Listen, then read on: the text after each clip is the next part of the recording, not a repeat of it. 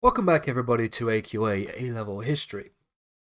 In this video what we're going to be doing is talking about the Suez Canal as part of our ongoing discussion about the development of imperialism during the British Empire.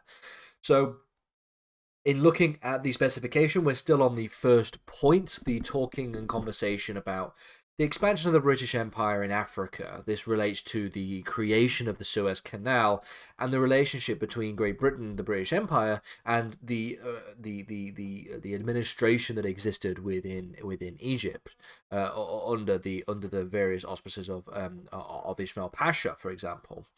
This video is going to talk specifically about the creation of the Suez Canal, something that we noted and made brief conversation about previously in the last lesson when we talked about the relationship between Great Britain and Egypt in this particular vein. So we'll talk about its creation and its significance to the development of imperialism, the spread of the Great British Empire across into Africa, as well as the influence that was had in relation to what it had as an impact on the relationship between Egypt and Great Britain. So fundamentally, the creation of the Suez Canal, the construction of the Suez Canal takes place under the auspices of an individual who was French. Okay, so between 1854 and 1856, we have a Frenchman by the name of Ferdinand de Lesseps, who obtains a concession from Egypt to essentially establish a company with the intention to create and construct a canal for international shipping. Now, our previous lesson made a very important point about the importance and the relevance of the Suez Canal, given the fact that international shipping and relations with the rest of Asia could only really take place prior to the Suez Canal through the transport of goods from and across all the way to the bottom of Africa and up through to the Indian Ocean. And so having to go all the way around Africa in order to actually have international trade relations with the rest of Europe and Asia, for example, meant that, of course, that would significantly increase the costs of international shipping. Just take a look at the ways in which international shipping is being disrupted by the Houthi movement in Yemen at the time of recording this video. The fact that in order to essentially try and protect themselves against piracy, commercial shipping is having to go much further, which takes a lot longer and therefore increases the costs of those goods significantly. So given this fact, the idea of constructing a canal in Egypt, which essentially bypasses the entirety of the continent of Africa and allows for international shipping to take place through the Suez Canal, reduces the amount of time it takes to get to Asia and into the Indian Ocean significantly. And so the Suez Company in 1858 was established. The Suez Company had a mandate to essentially run and operate the canal for a total of 99 years, and work would begin on the creation of the canal itself in 1859 and would be completed in 1869, just 10 years later. So it didn't take particularly that long to create a new waterway between that of Egypt and what would eventually become the State of Israel, but was at the time part of the Ottoman Empire. At first, the British were hesitant to invest in any shares when it came to the Suez Company. So the result of this was that the beginnings of the Suez Company and the beginning of the construction of the Suez Canal was an almost entirely French affair. So between 1854 and 1856, then 1858, and then all the way up to 1869, we see for the most part there being a lot of French influence in the Suez Canal, but not too much British influence. Things then become interesting in 1875 because one of the things that was also happened was, because of the fact that this was a concession from Egypt, the administration of the Egyptian state, Ismail Pasha, was facing increasing debts, and so because they had already invested in the Suez Company, owing to the fact that this was going through their country. In 1875, they made the decision to sell their shares in the company to try and pay off debts. And it was the British Prime Minister in 1875, by the name of Benjamin Disraeli, who really jumped at the opportunity to purchase shares in the company. He saw the canal. So, at the beginning of the discussion, we see that his decision to purchase these shares for quite a significant and hefty price of obviously taxpayer money. It was seen negatively by the British people, but the reward for owning the shares was too much to overlook, because fundamentally having ownership in one of the most important and still to this day one of the most influential shipping lanes in all of on all of planet Earth is of course a very heavily influential thing for you to be able to have control over. So, despite the fact that it was still France who held large number of shares, it was a French company that was established. It was a French individual who got the concession from Egypt in the first place. All of these things meant that, of course, France had quite a significant influence still. The British were nevertheless able to control trade routes in and around to India. Of course, the Great British Empire owned India at the time, which we'll get to in a future lesson. This purchase of shares further increased British interest in Egypt, as you can probably imagine. And given the fact that we are seeing a general swing to the east anyway, with the general interests in Africa as the result of a lack of colonial ambition across the Americas, the relatively newly independent states of the US, and then of course the closing down of economic relations with the US during the Civil War, it meant that of course everybody starts turning to Asia, but then more specifically they start turning to Africa as a place for colonization. So with the increase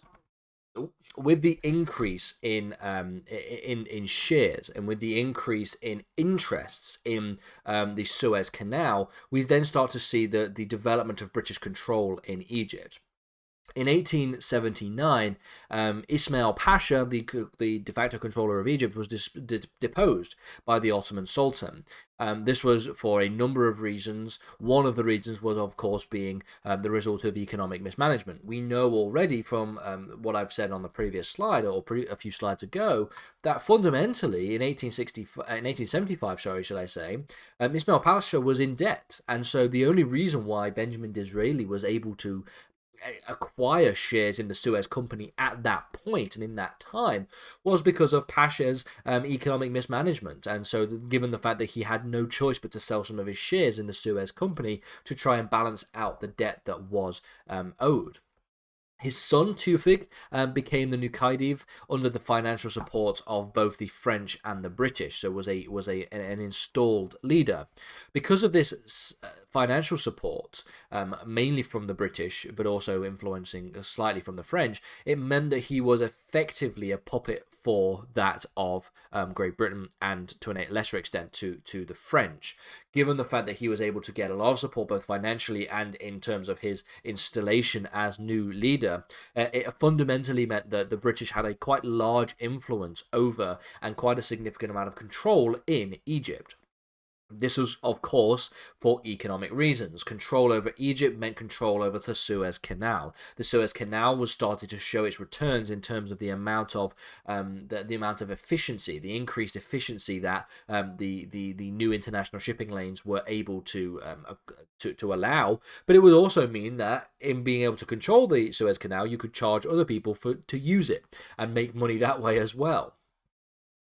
So one of the things that we see in terms of British control in Egypt is that you see an imposition of taxation on Egyptian food and goods, as well as a reduction of the Egyptian army by 2/3. Essentially, the aim here is to neuter the Egyptian army and to neuter the state of Egypt so that it can be the de facto controlled fundamentally by the British, and so as a result of which they can have significant, if not all, the control over the Suez Canal.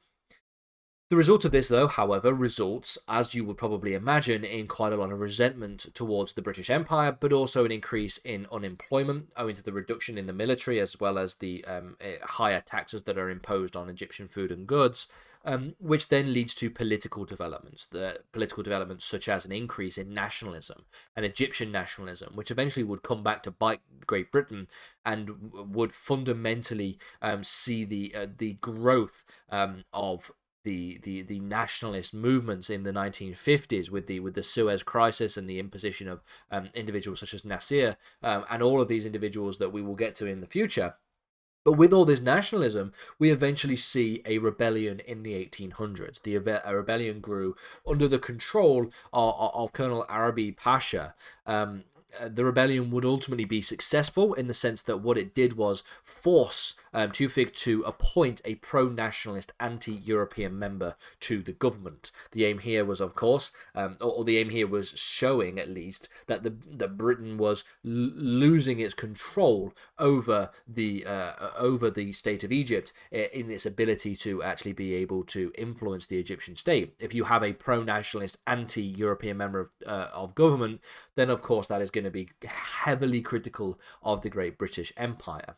In June 1882, we see further political tensions grow, which led to a number of Europeans being killed as a result of violence on the streets of Alexandria, where ultimately 50 Europeans died in a revolt, which ultimately went violent.